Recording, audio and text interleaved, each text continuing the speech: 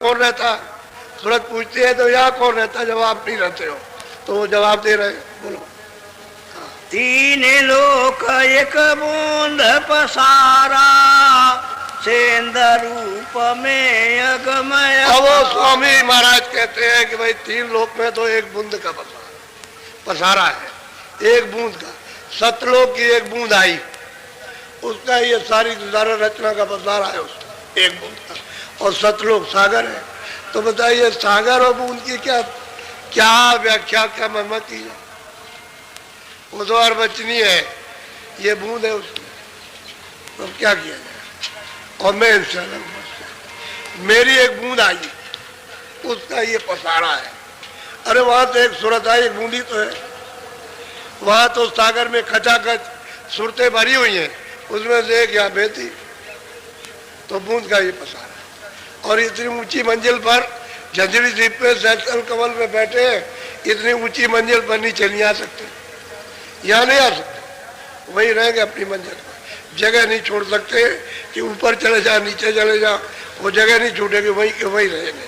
तो कहते हैं मेरी एक बूंद, उसका ये सब पसारा तीनों लोगों का है, इन तीनों का मेरा, उनका है पसारा मेरा, मैं इनसे अलग रहता हूँ। बोलो। मैं न पताल स्वर्ग नहीं मिलता, ब्रह्मा विष्णु महेशन। अब वो कहते हैं कि भाई न मैं पाताल में हूँ, न मैं लोक में, न ब्रह्मा के यहाँ, न मैं विष्णु लोक में, न शिव लोक में, न राम लोक में, न मैं कृष्ण लोक में, न माया के लोक में, न शक्ति के लोक में, और न प्रकृति के लोक में, मैं कहीं है नहीं, मैं तो इनसे सबसे परे। ये तो मेरी एक बूंद का पसारा है। मैं कह दी, आप बिल्कुल साफ उत्तर दे दिया और सब विधि से उसको समझाया। तो बात ये तो सूरत वो है जो वहां पहुंच करके प्रश्न कर रही है आपके लिए। नहीं, ऐसा प्रश्न कौन कर सकता है? किसको मालूम है ऐसा? ये तो वही सूरत है जो वहां पहुंच गई और पहुंच करके प्रश्न कर रही गुरु से कि आप बताइए इनके लिए, ये जो फंसे हुए हैं तो इनको क्या जवाब दिया जाएगा, कौन है ये, कहाँ से आए, कहाँ से नहीं आए? तो उत्तर दे रहे तो सबके लिए, आपके लिए, वो सबके लिए, आने वालों के लिए, जो आगे आएंगे उन सबके लिए, कि एक बूंद का ये पसारा है। और उसको कहते हो आपकी अपार है, बेंत्या है। और वो खुद कहता है वेद कि न थी, और कुछ आगे हम नहीं जानते, हमने देखा नहीं, लेकिन हमको आभास होता है कि और कुछ है, और कुछ है, और कुछ है। अब ये तो बात सही है, तो है कुछ, तभी तो गोस्वामी जी महाराज को और क्या था, जब उन्होंने वर्णन किया तो मतलब एकदम रोना पड़ गया, ये क्या, ये क्या, ये क्या चीज है। तो ना किसी की समझ में ना आए तो रोना ही है, और क्या, झगड़ा ही है। समझ में नहीं आया तो झगड़ा हो जाएगा, और समझ में आ जाए तो बिना सत्संग के समझ में आ नहीं सकता, क्योंकि वहाँ तो जीव भूला भाला है। वो तो मतलब उसे क्या मालूम कि मेरा घर कहाँ में कहाँ से आया। जब उसको भूल ही गया, उसके रूप रंग रेखा को, उसके स्थान को, आनंद को, प्रेम और ज्ञान को भूल करके बैठा, और यहाँ ढूंढ रहा है, नहीं मिल रहा कहीं भी, तो बताओ उससे क्या हो, तो भूला ही हुआ है, वो क्या बताएगा? झगड़ा तो हो ही जाएगा। धीरे धीरे धीरे धीरे जब उस पर दया मिलेगी और कुछ वो जानेगा, कुछ अंदर जगेगा, तभी कुछ समझ सकता है, ऐसे कुछ नहीं जानेगा। बोलो। तीन लोक व्यापक में नहीं। अब वो कहते हैं कि भाई देख सूरत, मैं तीन लोक में व्यापक नहीं हूं, या मैं कहीं नहीं रहता तीन लोक, किसी जगह भी नहीं। तू ये सोचा शायद ये व्यापक होंगे, तो क्या लगे नहीं मैं व्यापक हूं, मैं तो इन सबसे परे रहता हूँ। बोलो। बूंद एक मेरी यहाँ रही, बस वो एक बूंद रहती है, उसका ये काम है, यहाँ बूंद रहती है। वो भी सैतल कमल में बैठ करके उसी पुरुष का जहां से इनका निकास हुआ, अखंड 24 घंटे ध्यान करते रहते। अगर ध्यान न करें तो उनका राज चला जाए। सैतल कमल में तीन लोगों का राज मिल गया है, अगर उसका ध्यान नहीं करेंगे तो राज ही चला जाए। तो अपने अपने को सब डरते हैं, छोटा बड़े से बड़ा, उससे बड़े से बड़ा, उससे बड़े से, सबसे डरते हैं कि ये न हो जाए। और मतलब यह है कि राजा किससे डरता? राज्य न्याय से डरता है, न्याय राजा से डरती है, ये सब एक दूसरे से डरते हैं। इस तरह से कहते मेरी एक बूंद वहां रहती है, मैं वहां नहीं रहता। बोलो। उसी बूंद का सकल पसारा, वेदताई कहे ब्रह्म कहते हैं अपार। उसी बिंदु का जो सैदल कमल जंजीर जीप में जो विराजमान, जिनका नाम निरंजन है, उन्हीं का सकल पसारा। और उसको लोग कहते हैं कि भाई ब्रह्म अपार है, अपार ब्रह्म। कोई उसी को ब्रह्म कह देते हैं, उसी को ईश्वर, उसी को खुदा कह देते हैं, उसी को रब। मालूम उनको नहीं है। अब भाई रब अलग है, खुदा अलग है, अल्लाह अलग है, लेकिन हम न जानने के कारण ब्रह्मा भी वही है, उससे भी, और शिव अलग है और विष्णु अलग है। ये वहाँ शिव और विष्णु ब्रह्मा वहाँ कहाँ जा सकते हैं ईश्वर के पास में? वो तो बहुत नीचे है। तो मतलब यह है कि उसको सब कहने सब वही है, वही है, सब एक ही है, बस न जानने से सब एक हो गया। और वो कहते हैं कि अरे भाई मेरी एक बूंद है, और उसको कहते हैं कि वो अपार है, अपार। और वहाँ एक बूंद है, उसका सकल, उसका ये सब पसारा एक बूंद का। अब बताइए सतलोक के सागर की एक बूंद, अब वो सागर में कितनी बूंदे होंगी, कोई गिन सकता है? बोलो। इसके आगे भेद न पाया, साते गुरु बिन उन दुखा। अब वो कहते हैं कि कोई भी हो, इसके आगे का जो भेद है वो उनको मिला नहीं। और सतगुरु बगैर जो संत है, जो सतलोक में आते जाते, उनके बगैर कोई जानता भी नहीं। अच्छा, जो जब रचना का आज विस्तार हुआ था और सुरतों को भेजा गया था, तो ये कह के भेजा गया था कि देखो मैं इनको भेज रहा हूँ, ये वहाँ हमेशा संत रहेंगे, रोज सतलोक में नीचे जमीन पर रह करके हाजिरी देंगे वहाँ, और वो हमेशा रहेंगे, हमेशा। तुम ऐसा करना, जब जरूरत हो तो इनको ढूंढ लेना, वो मृतलोक में मिल जाएंगे जहाँ। पहले तो तुम नाम छोड़ना नहीं, जिस शब्द को पकड़ के उतरी उसको छोड़ना नहीं। अब वो मतलब तुम यहाँ आई, तुमको सब इन्होंने सुख दे दिया, आराम दे दिया, धीरे धीरे करके आपने छोड़ दिया, तो नाम छूट गया। फिर उसके बाद कर्मों का हत्कार दिया, तो धीरे धीरे मेल जमा हो गया, और आँख और कान बंद हो गए, तो अंधे हो गए। अब यहाँ जो संत भेजे गए, वो तो रोज बराबर, जो गुप्त संत बराबर वहाँ हाजिरी देते हैं सच्चे दरबार में, सतलोक, सतपुरुष के यहाँ। लेकिन आप उनको जान नहीं सकते। और एक जाएगा दूसरा तुरंत रहेगा, एक जाएगा दूसरा, दूसरा जाएगा तीसरा। वो गुप्त संत हमेशा रहेंगे, जब तक यहाँ एक भी सूरत रह जाएगी तब तक वो यहाँ रहेंगे। सबसे पीछे जाते हैं, पीछे जाएंगे, ये सब सूरतें चली जाएंगी तो वो पीछे जाते हैं। वो गुप्त रहते हो, बराबर हाजिर देते रहते हैं उस दरबार में, तो वो गुप्त ही रहेंगे। लेकिन प्रकट वो आपको बताएंगे। तो प्रकट तो बहुत दिन नहीं हुए, वो तो 700 वर्ष हुए अभी आना उनका हुआ। और प्रकट होकर के तब आपको जगाया, तब आपको रास्ता बताया, तब ले चले आप। तो प्रकट संतों ने जीवों को बहुत पहुंचाया, बहुत बहुत सुरतों को ले गए, स्त्री सुरतों को, पुरुष सुरतों को, बहुतों को ले गए, बहुतों को संतों ने पहुंचाया। बोलो। जितने मत है जग के माही, इसी बूंद को सेंध कबर। जितने भी मत है इस संसार में, वो कहते हैं कि सब इसी बूंद के, और इसी बूंद को लोग अपार कहते हैं कि ईश्वर अपार है, ईश्वर अपार है, ईश्वर अपार। भाई अपार क्या होगा? ऊपर तो ब्रह्म बैठा हो, उससे भी बहुत बड़ा, उसका राज तो इस सबसे राज से बड़ा। ये पिंडलोक और ये अंडलोक, यानी स्वर्ग वैकुंठ जो 14 लोक है वो, और सूक्ष्म लोक में जो कितने मतलब ये है कि लोक हैं, अनगिनती लोग, कहते हैं वो सब उसमें जाकर के डूब जाए तो पता ही नहीं चलेगा कि किधर चले गए। इतना ऊपर ब्रह्म का मतलब ये राज है ऊपर में, इसी के ऊपर तो ब्रह्म का राज है, वहाँ ब्रह्म विराजमान बैठे हो। और इनसे बड़ा राज पार ब्रह्म का, वो उसके ऊपर में। तो इसको ही उन्होंने कह दिया कि अपार है, इसी बंधु को।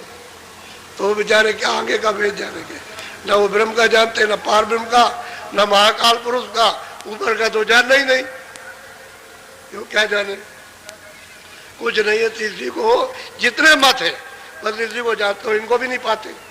अगर इनको भी पा जाए तो मतलब अच्छा भी है, लेकिन वो सिर्फ पढ़ते लिखते हैं बस, और कुछ नहीं, ज्यादा ज्यादा न कुछ। आँख तो खुली नहीं, आँख बंदी है, पढ़ना लिखना तो चतुरता है, ये तो बात है।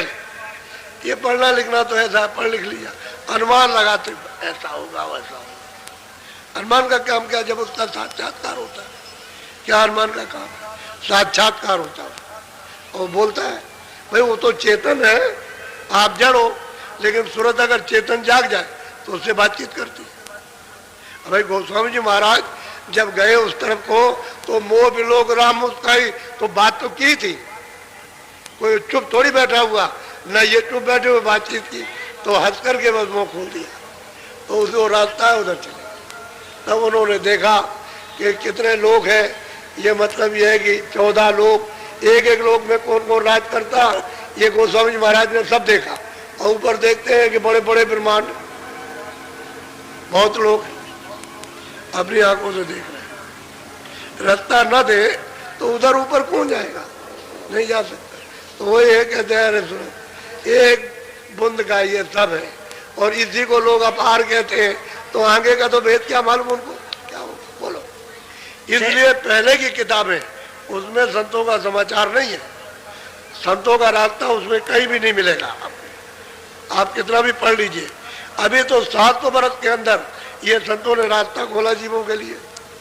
पहले तो रास्ता बंद था, पहले था ही नहीं। इसलिए प्रमाण शास्त्रों में इसका कुछ नहीं मिलेगा। और संतों की तमाम किताबें, तमाम संत आए 700 वर्ष के अंदर, साधक आए, मतलब रास्ते में चलने वाले, वो पहुंच गए, वो संत हो गए जो वहां से जगाने के लिए आए। वो मतलब ये है कि बहुत आए, तो बहुत किताबें उनकी, प्रमाण की क्या कमी है, हजार लाखों प्रमाण मिल जाएंगे आप। चलो, ब्रह्मादिक सब वेद बुलाए, ऋषि मुनि कर्म भरम ब्रह्मा जी तो बेचारे, वो तो मतलब स्वर्ग वैकुंठ में वो सब बुला गए, और मतलब ये है कि ये ऋषि मुनि ये अपने अपने कर्म में फंस करके उसमें भूल गए। जब विधान ही बना है कि पाप पुण्य का, तो जो करोगे उसको फल को पाओगे, अच्छा करो तो अच्छा, बुरा करो तो बुरा। तो फल पाने के लिए जन्म लेना, छुटकारा कहाँ हो सकता। जो कर्म किया उसका फल लेना है, और योनि में लेना, लेन देन तो योनि में होगा। इसके परे स्वर्ग वैकुंठ में तो लेन देन नहीं है, लेन देन तो इसमें होगा। तो कहीं लिया कहीं दिया, अब अपना ले होते हो, ये बात है। तो कहते हैं ये इसमें भूल गए, और ब्रह्मा उस रचना में भूल गए। वो भी तो अपने लोक में बैठ करके रचना काम, अपना अपना काम उनको सुपुर्द किया है।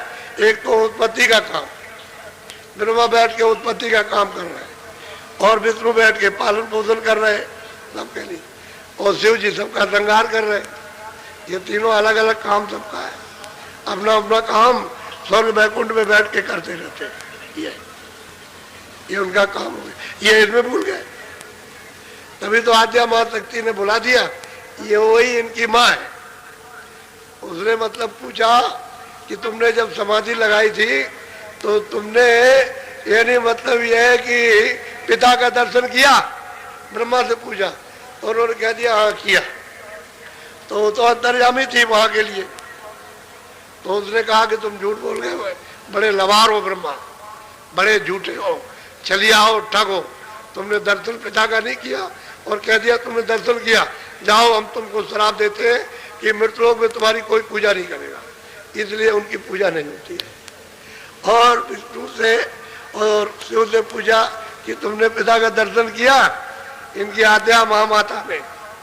तो उन्होंने कहा हमने नहीं किया था, तो उनको आशीर्वाद दे दिया कि जाओ जगत में तुम्हारे लोग पूजा करें। भाई ये इतनी बात है। काम तीनों का एक ही है, एक उत्पत्ति का, एक प्रलय का, एक पालन। यानी काम तीनों कर रहे हैं बराबर बैठ के। एक को शराब मिल गया झूठ बोलने पर, और उन्होंने कहा हमको नहीं हो, तो उसको आशीर्वाद दे दिया। बस ये बात और ये अलग है, ये ईश्वर के पास जा ही नहीं सकते। अगर उनके पास ये पहुंच जाए तीनों, तो सब उसी वक्त एक क्षण में काम छोड़ देंगे, ना वो पालन का करेगा, ना उत्पत्ति का, और ना प्रलय का करेगा, सब छोड़ देंगे। इसलिए उनका दर्शन नहीं हो पाता। तो जब वो इनको भी पूरा बूंद का भेद नहीं मिला, इन्होंने भी नीचे का मतलब एक झलक पाई, उसी को समझने लगे कि हमने देख लिया। वो बात ये, पर्दे पर कोई झलक आई तो उसको देखा, जैसे सीधा है तो ऐसे कीजिए तो सीधा, तो उधर में ऐसे टेढ़ा कर दीजिए तो उसकी चमक उस पर सूरज की गिरेगी मकान के अंदर। अब उसमें सूरज दिखाई देता चमकता हुआ, तो आप कहोगे नहीं ये सूरज है। सूरज वो नहीं, वो तो प्रतिबिंब है। सूरज तो ये सब प्रतिबिंब जो दिखाई देता प्रतिबिंब है ये असली सूरज, असली चांद, असली तारे इसमें कोई नहीं है, ये प्रतिबिंब है, बिंब। तो कहते हैं कि भाई कुतुब औलिया और पीर पैगंबर इनको भी पूरा भेद नहीं मिला, पूरा दर्शन नहीं हुआ उनका। वही बात यह है कि पर्दे पर हो गया और इन्होंने समझ लिया कि दर्शन हो गया। चलो सुनो सुरति तुम अपना भेद, तुम हम में थी सदा। अब वो कहते हैं सूरत तू अपना भेद तो सुन ले मुझसे, यानी पहले जब तू थी तो हम में अभेद थी, मुझ में लय थी, मुझ में तुझ में कोई अंतर नहीं था। वो स्वामी जी महाराज कहते हैं कि वो जो अनामी जो पिया है प्यू, जब वहां पहुंच गए वो दर्शन हुआ तो वो कहते हैं कि प्यू हम एक, यानी हम और पिया एक कहते कोई जरा भी फर्क नहीं। अब वो कहते हैं कि नहीं तुम जब थी तो हमें अभेद थी, कोई भेदभाव नहीं था, मेरा रूप और तुम्हारा एक ही था, उसमें कोई अभेद थी और हमारे पास थी, हम में थी। बोलो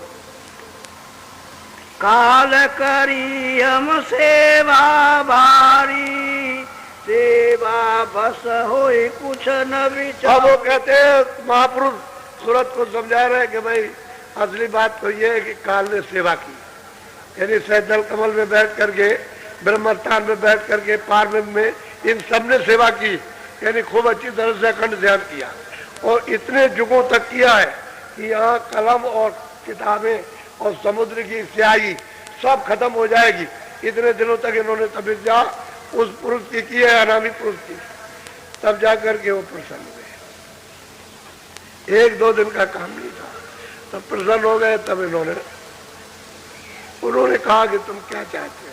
कह रहे हमको एक छोटा सा राज्य दिया। तो कहा अच्छा ठीक है हमने दिया तुमको, तो राज बगैर सुरतों के बैठ नहीं सकता, रचना ही नहीं हो सकती। भाई वो तो बैठ सुरतें आएंगी तभी तो रचना होगी। तो इनको सुरतों का नीचे का सतलोक के नीचे उसका एक छोटा सा एक भंडार दे दिया, सबको दिया, सब लोगों में सबको 16 पुत्रों को सबको दे दिया, अलग अलग तस्वीर कर दी। तो वो कहते हैं भाई काल हमारी सेवा की और जब सेवा की हमको प्रसन्न कर लिया, वैसे तो सब कुछ जानते थे, तो मैं सेवा के बस होकर के और मैंने तुझको दान में दे दिया, ये सूरज को तुझको ये दान में दे दिया और ये दान ले लिया, सूरतों का भंडार ले लिया। बोलो तुमको मांगा हमसे उसने, सौंप दिया तुम्हें सेवा। तो कहते हैं कि भाई तुमको उसने हमसे मांगा कि हमको दे दीजिए तो हम रचना करेंगे, और हमने फिर तुमको उसको सौंप दिया। क्या जाओ तुम वहां चली जाओ, जाओ। तो मालिक का हुक्म था, तो सुरते मतलब यह है कि क्या कर सकते, हुक्म हो गया तो उनको दिया, तो बेबस होकर के फिर चली आए, उसको दे दिया। अब वो ले आए तो उन्होंने, अब ऐसे तो मतलब ये घेर नहीं सकते, मसाला मिला करके तब तो इसमें बैठाएंगे, मसाला नहीं अगर तैयार करेंगे किसमें बैठा देंगे। तो इन्होंने फिर रचना की। तो इन्होंने पहले सूक्ष्म लोग, यानी कारण लोग तो था ही, वो तो मतलब है ऊपर में है, तो सूक्ष्म लोग उसमें बनाया।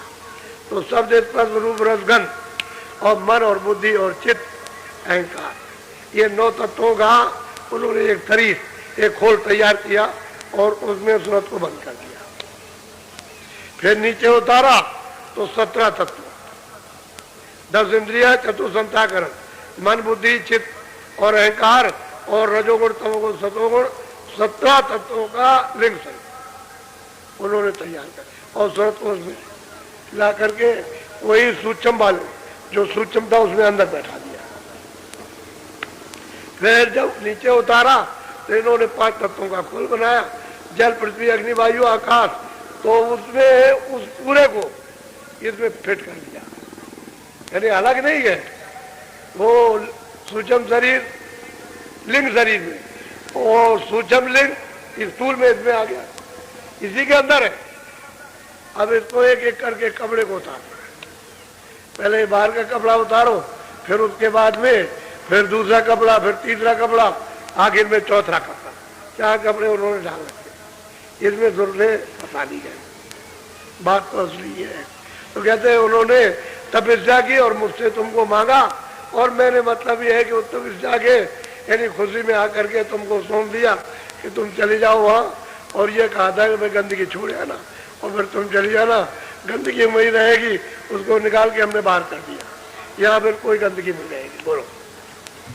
काल लाई तन मन को घेरा, दुख सुख पाया तुम बहु तेरा। अब वो कहते हैं महापुरुष के सूरत जब मांग करके तुमको ले आया यहाँ आकर के, तो यहाँ नीचे मृतलोक में उतारा, तो उसमें मतलब ये है कि ये मसाले का ये पिंड बना करके और इसमें बंद कर दिया, ये तन और इंद्रियों इसमें बंद कर दिया, और तुमको फिर अपना उसने कानून सुना दिया, इसमें बदला दिया और घेर के रखा कि हमारा ये कानून डुगी पीट दी कि जो भी पाप पुण्य करेगा अपनी इच्छा से मर्जी से, हमारी तरफ से कोई हुक्म नहीं है, हमने तो बना दिया ये पाप ये पुण्य जो करेगा अपना अपना भोगेगा। तो ले आकर के उसने यहाँ दोनों आंखों के पीछे दरवाजे में बैठा दिया। अब पाप पुण्य जो कुछ भी करोगे ये सब गंदगी इसके ऊपर जमा होगी, ये सूरत बैठी इसके ऊपर जमा होगी और यहीं से लदना शुरू हो जाएगा, और इतनी लदेगी इतनी लगेगी इस चतुसंताकरण में, ये उसका हृदय दिल है, वह इतना लग जाएगा कि सूरत दब जाएगी। आँख बंद हो गई, कान बंद हो गए, पहले तो खुली थी आँख, कान भी खुले थे, आँख भी खुली थी, पहले बंद नहीं थी। जब कर्मों का नियम नहीं बना था, अधिकार नहीं दिया था, तो आँख भी खुली थी, कान भी खुले थे, और रोज देखते थे, रोज जाते थे, और कितनी सूरतें वापस लौट गई थी। लेकिन बीच में जो झगड़ा लगा दिया, अब यही से रुकावट हो गई। क्या तलाशी दो तुमने क्या किया, कितना तुम्हारे पास पाप है और कितना पुण्य है, तो इधर से निकाल के ले गए, वहाँ तलाशी नहीं, तो आपके पास पाप भी निकलेगा पुण्य भी। तो उन्होंने कहा चलो जेल खाने में, बस फिर ले गया जेल खाने में, फिर बंद करेगा जाकर। वो तो उधर देखने ले जाने वाले तो प्रकाश में बैठे, तुम ही अकेले अंधेरे में हो, वो जो ले जाएंगे ले आएंगे अंधेरे होने, वो तो रोशनी में बैठे हुए, लेकिन तुम समझते हो जो हम कर रहे हैं वो नहीं देख रहे। दुख में देखा हमको जब ही दया उठी हम आए तब। कहते जब हमने तुमको जब यहाँ मृतलोक में जब दुखी देख, क्योंकि गुप्त संतों ने जब पूरा संदेशा दिया कि वह जीव रो रहे तड़प रहे और इस तरह से चिल्ला रहे, कोई नहीं सुनता, काटे जा रहे, ये है नरकों में जा रहे, तो कहते हैं कि फिर हम तुम्हारे प्रति दया गए, तो फिर हम फिर यहाँ आए तुमको ले जाने के लिए, तभी तो उपदेश किया कि दया आ गई। अब वो तो दया का सुन है, इनके पास तो थोड़ी दया, अरे बूंद के पास तो थोड़ी दया हो, तो सिंध अपार है, उसमें दया का सागर ही है अपार। तो कहते हैं तुम्हारे प्रति दया हुई, तो अब आए हैं तुमको ले जाने के लिए, चलो हमारे साथ, हम चलो घर में पहुंचा दें। साफ साफ सब प्रश्न का उत्तर हो गया, सब दे दिया, कोई बकाया नहीं छोड़ा, सब दे दिया कि आप कहाँ रहते हैं, आप कैसे हमको भेजा, ये कैसे किया, वो कैसे किया, कौन ले आया, हमको क्यों बताया, यहाँ तन में क्यों डाला, सब बता दिया, सब प्रश्न का उत्तर। और शास्त्रों में कोई चीज नहीं मिलेगी ये सिवाय शस्त्रों के बाद और किसी के बाद में लेने वाली नहीं कुछ भी। बोलो अब मतलब ये कि हम आए तुमको जगाने के लिए, तो ले चलना चाहते हैं, ऐसे कैसे चलेंगे, हमें कोई रास्ता है कि नहीं है, अगर रास्ता रहेगा तो जाएंगे, और रास्ता नहीं रहेगा तो ऐसे किधर कैसे चले जाएंगे। तो वो बता रहे हैं, सुनिए जरा सा, बोलो। आई किया हम शब्द उपदेशा, शब्द माही तुम करो। कहते हैं सूरज तू दोनों आंखों के पीछे स्तन में बैठी है, तो मैं आया हूँ, मैंने शब्द का उपदेश किया कि आओ तुम सूरज को शब्द में प्रवेश करो, चलो ले चले। अब वो बताएंगे कि भाई शब्द यहाँ है, नाम यहाँ पर है, डोरी यहाँ पड़ी हुई है, वो सब बताएंगे कि यहाँ डोरी पड़ी है, इसको पकड़ो। ये कहेंगे कि हमने तो तेरे लिए सुलभ सीढ़ी बना रखी, तू चढ़ चल, मैं ले चलूंगा, चढ़ती चल, चढ़ती चल, मैं ले चलूंगा, तो चल। तो चढ़ाएंगे नहीं तो कैसे कहेंगे, चढ़ाते ले चलते हैं सीढ़ी पर। तो कहते हैं हमने शब्द का उपदेश, नाम का उपदेश आकर के हमने किया कि और कुछ नहीं, सुलभ है, सीधा है, सहज है कलयुग में कि सूरज को नाम के साथ में प्रवेश करना, नाम से जोड़ दो, उसमें ले करो, चलो घर में चलो। हमने ये आकर के उपदेश किया। बोलो अच्छा, सब संतों ने संत का उपदेश किया, यदि जितने भी संत आए किसी ने बगैर संत के कोई नहीं ले जा सकता। जो भी ले जाएगा उस शब्द से ले जाएगा, नाम से, आवाज से ले जाएगा। आवाज से उतर के सुनते आई और आवाजी से वो जाएगा।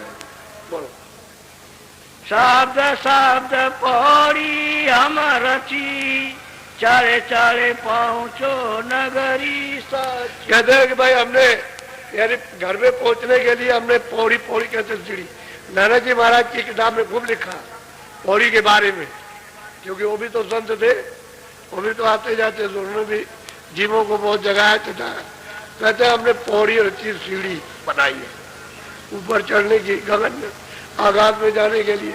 आगाज में ऐसे थोड़ी चढ़ जाओगे, वो तो सीढ़ी है, सीढ़ी चढ़ो तो नाम को पकड़ो, एक स्थान पर दूसरा नाम, तो दूसरे स्थान पर तीसरा नाम, तीसरी आवाज, तीसरा आवाज आ तो चौथे पर। कहते हमने पौड़ी बना रखी सीढ़ी, उसमें धीरे से चढ़ चलो, नाम की डोरी पकड़ कर, और पीछे से हम तुमको लेते चले, कोई तकलीफ नहीं होगी, चल चलो। हम तो उधर भी मिलेंगे, इधर भी मिले, उधर का बताने वाले इधर भी मिले, इधर से उधर का बता रहे, और तुम यहाँ फंस गए हो तो इधर का बता रहे। दोनों तरफ इधर भी मिलेंगे, उधर भी मिलेंगे, इधर भी देखो, उधर भी देखो। उधर दूसरा रूप है, वो जो पहले जो तुम में थी अरूप में, वो उधर रूप है, और ये तेरा रूप है, जिस तन में तू बसी है वही तन है।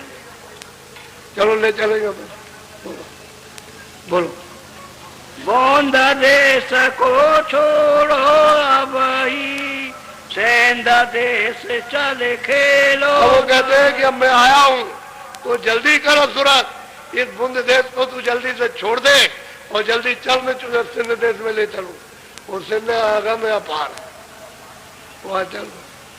वो गोस्वामी महाराज कहते हैं जब हम चढ़ करके गए और जब सतलोक में पहुंचे तो एकदम जोत में क्षय हो गए, एकदम से लय हो गए, यानी सिंध ही का रूप हो गया, सिंध हो गए। गोस्वामी महाराज कहते हैं, वो अपनी वाणी में उन्होंने कहा कि मैं जब वहां पहुंचा तो उसमें लय हो गया। कितना अपार देश है। बोलो बोंद देश तिरलोकी जानो, रचन मूर्ख कव यहाँ पर। ये बुंद देश त्रिलोकी है और मिलोनी की रचना है, यहाँ मिलोनी हुई है, उसकी रचना मसाले की। उसमें जरूरत को चेतन को जड़ में बांध लिया, जड़